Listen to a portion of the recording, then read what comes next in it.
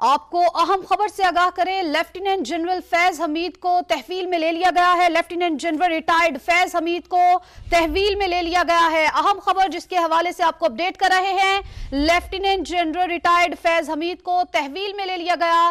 Field general court martial का अमल शुरू कर दिया गया है। आपको अपडेट कर रहे हैं, lieutenant general Faiz Hamid retired को फौजी तहवील में ले लिया गया है। अहम खबर जिसके हवाले से अपने नाज़रीन को अपडेट करते चले, lieutenant general retired Faiz Hamid को तहवील में ले लिया गया। फील्ड जनरल कोर्ट मार्शल का अमल शुरू कर दिया गया है। Lieutenant general Faiz Hamid retired के खिलाफ तादीबी कार्रवाई शुरू कर दी गई है। अहम खबर जिसके हवाले से आपको अपडेट कर रहे हैं, lieutenant general Faiz Hamid retired के खिलाफ तादीबी कार्रवाई शुरू कर दी गई। फील्ड जनरल कोर्ट मार्शल का अमल शुरू कर दिया गया है। Lieutenant general retired Faiz Hamid को फौजी तहवील में ले लिया गया है। इसी पर मजीद बात करेंगे, नुमाइंदा खुसूसी सुमेरा खान ने हमें ज्वाइन किया। सुमेरा, क्या अपडेट्स हैं? जी, बहुत अहम खबर है। सुप्रीम कोर्ट ऑफ पाकिस्तान के अहकामात की तामील करते हुए एक तफसीली कोर्ट ऑफ इंक्वायरी बनाई गई थी पाक फौज की जानिब से, जिन्होंने lieutenant general Faiz Hamid retired के खिलाफ किए गए टॉप सिटी केस में शिकायत की दुरुस्तगी का पता लगाने के लिए उस इंक्वायरी कमेटी का एजेंडा था। नतीजतन पाकिस्तान आर्मी एक्ट की दफात के तहत lieutenant general retired Faiz Hamid के खिलाफ मुनासिब तादीबी कार्रवाई शुरू कर दी गई है। इसके अलावा ये भी बताया जा रहा है कि रिटायरमेंट के बाद पाकिस्तान आर्मी एक्ट की खिलाफ वर्जी के मुतअद्दिद वाक़यात भी सामने आए हैं। फील्ड जनरल कोर्ट मार्शल का अमल शुरू कर दिया गया है और लेफ्टिनेंट जनरल फैज हमीद को रिटायर्ड को फौजी तहवील में ले लिया गया है। तो सुमेरा हमारे साथ मौजूद थी, हमें अपडेट कर रही थी। Lieutenant general Faiz Hamid retired को फौजी तहवील में ले लिया गया। फील्ड जनरल कोर्ट मार्शल का अमल शुरू कर दिया गया है। ISPR की जानिब से कहा गया, lieutenant general Faiz Hamid retired के खिलाफ तादीबी कार्रवाई शुरू कर दी गई है। तो आपको बताएं कि फील्ड जनरल कोर्ट मार्शल का अमल शुरू कर दिया गया है। ISPR की जानिब से ऐसा कहना था। Lieutenant general Faiz Hamid retired कार्रवाई शुरू कर दी गई है। आपको बता रहे हैं, lieutenant general Faiz Hamid retired को फौजी तहवील में ले लिया गया है। आपको अपडेट कर रहे हैं कि lieutenant general Faiz Hamid retired को फौजी तहवील में ले लिया गया है। इसी पर मजीद बात करते हैं, हमें ज्वाइन किया है सीनियर तजियाकार सैयद मोहम्मद अली साहब ने। बहुत शुक्रिया आपका। मोहम्मद अली साहब, अहम डेवलपमेंट क्या कहेंगे इस पर? जी देखिए, इसके जो तीन अहम तरीन पहलू हैं वो ये हैं कि इससे ये साबित होता है कि पाक फौज और इसकी जो क़यादत है वो डिसिप्लिन और कानून का बहुत हाईएस्ट लेवल पर एहतराम करती है और सीनियर तरीन और अहम तरीन ओहदों पर फाइज जो अफसरान हैं वो भी कानून और डिसिप्लिन के गिरफ्त से बाहर नहीं हैं। और मैं समझता हूं कि ये इस बात का सबूत है कि जो इतनी अहम अपॉइंटमेंट्स पर इतने आला अफसरान जो रहे हैं वो भी कानून की गिरफ्त से नहीं बच सकते। और अब जो ताज़ा तरीन इतलात हैं, मैं ये तवक्को करता हूं कि इस पूरे प्रोसेस को जल्द से जल्द अपने ठीक, हमारे साथ मौजूद थे सैयद मोहम्मद अली साहब। मजीद भी इनसे बात करेंगे। अभी हमें ज्वाइन किया है तजियाकार नदीम मलिक साहब ने। नदीम मलिक साहब, आपका बेहद शुक्रिया। नदीम मलिक साहब, lieutenant general Faiz Hamid retired को फौजी तहवील में ले लिया गया है, क्या समझते हैं कानून की गिरफ्त से अब कोई नहीं बच पाएगा? बहुत मुनासिब होगा कि बहुत ट्रांसपेरेंसी के साथ, शफाफियत के साथ और खुली अदालत के अंदर ये जितने मामला, ये कोर्ट ऑफ इंक्वायरी जो मार्शल वाली कार्रवाई है, ये कोर्ट मार्शल वाली कार्रवाई है, ये शायद उतनी पब्लिक नहीं होती, लेकिन जितना इसको शफाफ और ट्रांसपेरेंट बनाया जाए उतना ही अच्छा होगा, क्योंकि इनके ऊपर जो इल्जामात की नौयत है वो बहुत संगीन है। टॉप सिटी के मालिक ने जो इल्जामात आयद किए थे उसमें तो जोर जबरदस्ती के साथ जमीन हथियाने, उनसे पैसे लेने, फिर ये घर की फैमिली के मेंबर्स तक उड़ाने और हरासा करने के इल्जाम शामिल हैं। और ये सर्विंग जब थे, ये उस वक्त के इल्जाम है जब इन ऑफिस थे। तो बहुत संगीन नौयत की चार्जशीट है और उसके ऊपर फौज का इनिशिएट करना कार्रवाई काबिल सताइश है। और बहुत अच्छा है कि ISPR ने इसके ऊपर पब्लिक स्टेटमेंट जारी की है। अब मेरी तो जाती तौर पर ख्वाहिश ये होगी कि इस कार्रवाई की डे टू डे जो अपडेट है वो भी पाकिस्तानी अवाम के साथ शेयर करनी चाहिए। इल्जामात की नौयत क्या है और अभी तक तहकीकात के नतीजे में क्या चीजें और क्या शवाहिद सामने आए हैं, ताकि पूरा जो चार्जशीट है वो इस्टेब्लिश हो, लोगों के सामने हो, किसी को ये शिकवा ना हो कि उसके साथ ज्यादती की गई, जोर जबरदस्ती हुई। और शिकायत की नौयत जो है वो भी अवाम के नॉलेज में होनी चाहिए कि ये इल्जाम था। क्योंकि मुझे याद पड़ता है कि जब ये इंटीरियर मिनिस्टर थे राना सनाउल्लाह, तो हमने इनसे पूछा था कि ये जमीनों वाले मामलात का इल्जाम है जनरल फैज के ऊपर, तो एक हाउसिंग सोसाइटी का जिक्र आता है, तो उनका जवाब था एक हाउसिंग सोसाइटी का एक से ज्यादा हाउसिंग सोसाइटी के वायलेशन में वो इन्वॉल्व है, ये उनका जवाब था। तो अगर ये नोयत है तो फिर ये बहुत संजीदा मामला है और फौज को इसके ऊपर बहुत खुलेआम आगे बढ़ना चाहिए और मेरे ख्याल में इस मामले में उनको शाबाश देनी चाहिए कि जितने भी ऑफिशियल्स के खिलाफ इस तरह के इल्जाम आए उनको खुले तरीके से तहकीकात करके सजा के अमल से आगे बढ़ाएं। जी ठीक है, नदीम मलिक साहब आप हमारे साथ मौजूद ही रहिएगा। सैयद मोहम्मद अली साहब भी हमारे साथ मौजूद थे, गुफ्तगू कर रहे थे। मोहम्मद अली साहब, एक तो अपनी गुफ्तगू वहीं से दोबारा से शुरू करिएगा और साथ ही साथ ये जो ISPR की जानिब से कहा गया है कि रिटायरमेंट के बाद आर्मी एक्ट की खिलाफ वर्जी के मुताबिक वाकयात सामने आए हैं और सुप्रीम कोर्ट के अहकामात की रोशनी में इंजबाती कार्रवाई का आगाज किया गया है, इस पर भी रोशनी डालिएगा। देखिए, मैं समझता हूँ कि इससे ये बात साबित होती है कि फौज ने इस बयान के जरिए से अवाम, सियासी क़यादत और अदलिया के सामने ये वाजे कर दिया है कि उनकी जो आला तरीन फौजी अफसरान हैं वो भी डिसिप्लिन के पाबंद हैं और किसी किस्म की अगर गैर कानूनी सरगर्मी वो मुलविस होंगे तो उनके खिलाफ महकमाना कार्रवाई की जाएगी और उनको कानून के कटहरे में पेश किया जाएगा और इस पूरे प्रोसेस को मंतकी अंजाम तक पहुंचाया जाएगा। दूसरी बात मैं समझता हूं जो इम्पोर्टेंट है, ये एक पैगाम मैं समझता हूं हमारी सियासी कार्रवाई शुरू कर दी गई है। आपको बता रहे हैं lieutenant general Faiz Hamid retired को फौजी तहवील में ले लिया गया है। आपको अपडेट कर रहे हैं कि lieutenant general Faiz Hamid retired को फौजी तहवील में ले लिया गया है। इसी पर मजीद बात करते हैं, हमें ज्वाइन किया है सीनियर तजियाकार सैयद मोहम्मद अली साहब ने। बहुत शुक्रिया आपका। मोहम्मद अली साहब, अहम डेवलपमेंट क्या कहेंगे इस पर? जी देखिए, इसके जो 3 अहम तरीन पहलू हैं वो ये हैं कि इससे ये साबित होता है कि पाक फौज और इसकी जो क़यादत है वो डिसिप्लिन और कानून का बहुत हाईएस्ट लेवल पर एहतराम करती है और सीनियर तरीन और अहम तरीन ओहदों पर फाइज जो अफसरान हैं वो भी कानून और डिसिप्लिन के गिरफ्त से बाहर नहीं हैं।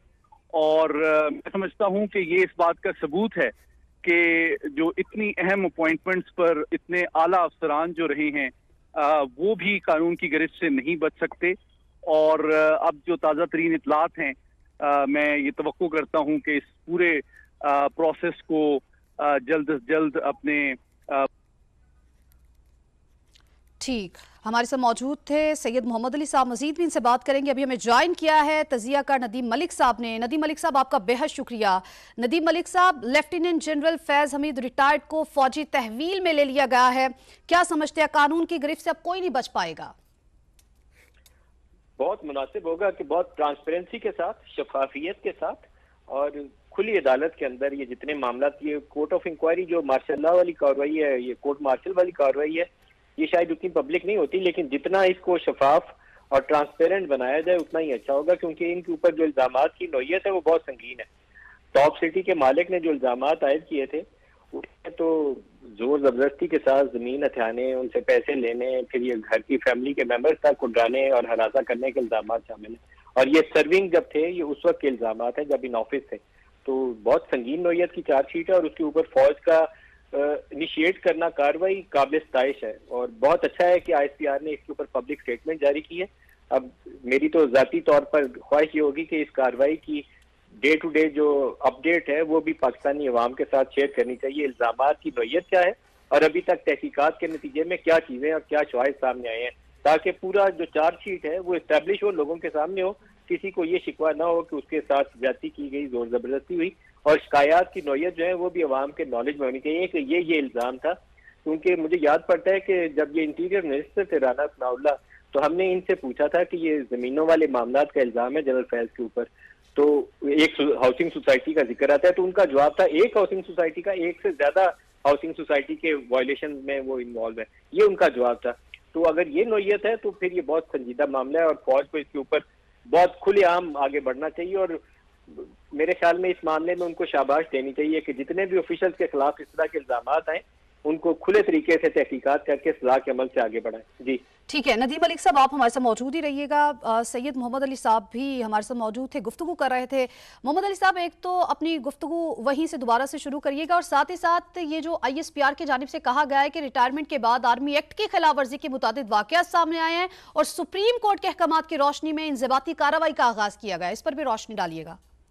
देखिए, मैं समझता हूँ कि इससे ये बात साबित होती है कि फौज ने इस बयान के जरिए से अवाम, सियासी क़यादत और अदलिया के सामने ये वाजे कर दिया है कि उनकी जो आला तरीन फौजी अफसरान हैं वो भी डिसिप्लिन के पाबंद हैं और किसी किस्म की अगर गैर कानूनी सरगर्मी वो मुलविस होंगे तो उनके खिलाफ महकमाना कार्रवाई की जाएगी और उनको कानून के कटहरे में पेश किया जाएगा और इस पूरे प्रोसेस को मंतकी अंजाम तक पहुंचाया जाएगा। दूसरी बात मैं समझता हूं जो इम्पोर्टेंट है, ये एक पैगाम मैं समझता हूं हमारी सियासी मीडिया को भी है कि वो भी इस मामले पे रिफ्लेक्ट करे कि उनके इदारे के अंदर भी अगर कोई अहम ओहदों पे फाइज लोग किसी कार्रवाई में मुलविस रहे हैं तो उनको उसके हवाले से भी सोल सर्चिंग की जरूरत है, ताकि एक स्पिरिट पैदा हो और अवाम के जहनों और दिलों में तमाम रियासती इदारों के ऊपर एहतराम और एतमाद का जो जज्बा है वो मजीद परवान चढ़े कि कहीं भी कोई अपने ओहदे और सीट को अगर किसी गैर कानूनी सरगर्मी में मुलविस होने के लिए या अपने फैमिली या ज़ात को फायदा पहुंचाने के लिए इस्तेमाल करता है तो उसके खिलाफ कार्रवाई की जाएगी और वो कानून के शिकंजे से नहीं बच सकता। इसी जज्बे और स्पिरिट के तहत हम आवाम से तवक्को करते हैं कि बतदरीज हमारे मुल्क में अदालती और इंसाफ के मामलात पर एतमाद बढ़े और लोग कानून का एहतराम शुरू करें, क्योंकि अगर सीनियर अफसरान जो हैं वो इस तरह की कार्रवाइयों के बाद कानून से अगर बच जाएं तो फिर आप कैसे तवक्को कर सकते हैं कि आम आदमी उस कानून का एहतराम करे। साथ ही रहिएगा नदीम मलिक साहब, जिस तरह से सैयद मोहम्मद अली साहब ने कहा है कि ये एक पैगाम है सियासी क़यादत और बाकी सबके लिए भी, आप समझते हैं कि वाकई एक पैगाम है और इसी जज्बे के तहत कार्रवाइयाँ होंगी और कानून का एहतराम जो है उसको सबसे बाला रखा जाएगा? देखिए कि ये जो पब्लिक स्टेटमेंट है ना ICR की, ये तो पहली इंडिकेशन है कि वो फौज इस मामले के अंदर किसी नरमी को बरतने के हक में नहीं है, क्योंकि पहली इतलात ये थी, टू बी वेरी ऑनेस्ट, पहली जो इतलात ये थी कि जब इल्जामात की नोयत सामने आई तो कुछ लोगों ने कहा कि ये एक जनरल के खिलाफ इल्जामात हैं, तो एक जनरल के खिलाफ एक्शन हुआ तो फिर जो बाकियों के ऊपर इल्जामात आएंगे तो सारों के खिलाफ कार्रवाई करनी पड़ेगी, इसलिए फौज एक्ट ही नहीं करेगी। ये फर्स्ट इंप्रेशन यही था कि फौज एक्ट ही नहीं करेगी, चाहे जो मर्जी इल्जामात है। जुबानी बातें तो हो रही हैं, मुझे याद पड़ता है कि हमने समा के ऊपर एक प्रोग्राम के अंदर इसके ऊपर ब्रेकिंग स्टोरी चलाई थी कि फौज ने वो बोर्ड ऑफ इंक्वायरी था, इसका पूरा नाम पता नहीं, उसको पूरा नाम, उसका टेक्निकल टर्म क्या है, कि वो इनिशिएट कर दिया और उसमें तहकीकात की जा रही है जनरल फैज हमीद के खिलाफ। तो हमें रद्द-ए-अमल बहुत मिला उसके ऊपर और ये भी लगा कि शायद कोई दबाव वाले बाज़ जगहों से, हल्कों से हमारे ऑर्गेनाइजेशन की तरफ भी आया, लेकिन इंप्रेशन यही दिया गया कि नहीं, एक जनरल फॉर्मर DGI या फॉर्मर आर्मी की फौज तो उसके खिलाफ कार्रवाई करेगी नहीं। तो वो इंप्रेशन जो था वो इस कार्रवाई ने उसकी नफी कर दी है कि फौज तैयार है कि अगर टॉप सिटी जैसे इल्जामात जिसकी नोयत इस प्रेस स्टेटमेंट के अंदर वाजे कर दी गई है कि इनके ऊपर चार्जशीट क्या है, तो कोर्ट मार्शल करने से फौज गुरेज नहीं करेगी। मुझे ये स्टेप इनका अच्छा लगा है। अच्छा इसलिए लगा कि इनके बाद जो लोग हैं फौज के हमारे अफसरान जो हैं, जैसे ये ईरान के बॉर्डर के ऊपर तेल की स्मगलिंग है, या IGFC कुछ फॉर्मर तैनात रहे, या कुछ अफगानिस्तान वाली साइड पे कुछ एक दो अफसरान थे, उनके ऊपर इल्जामात की नोयत बहुत संगीन नोयत की थी। तो उसके ऊपर जब आप सजा के अमल से गुजारते हैं, तहकीकात करते हैं और सजा के अमल से गुजारते हैं, फिर अदारे के ऊपर सवाल नहीं उठा सकता। मैं ये नहीं कह सकता कि अदारा इसके अंदर खामोशी इख्तियार कर रहा है या अंडर दी कारपेट चीजों को धक्का दे रहा है ताकि फौज का इदारा जो है वो एक होली कौ का उसका स्टेटस बरकरार है। तो इस मामले में ये एक वेलकम मूव है और इसको फौज को शाबाश देनी चाहिए और इंकरेज करना चाहिए कि इसी शफाफियत के साथ आगे बढ़िए। फौज का इदारा इससे मजबूत होगा, तवाना होगा, लोगों का इत्मीनान बढ़ेगा जब वो कार्रवाई करेंगे। कोई भी शख्स अगर कोई सी करप्ट प्रैक्टिसेस के अंदर इन्वॉल्व है, आइन शिकनी में इन्वॉल्व है, स्मगलिंग के अंदर किसी का नाम आता है, तो उसके खिलाफ कानून हरकत में आना चाहिए। ये वेलकम मूव है।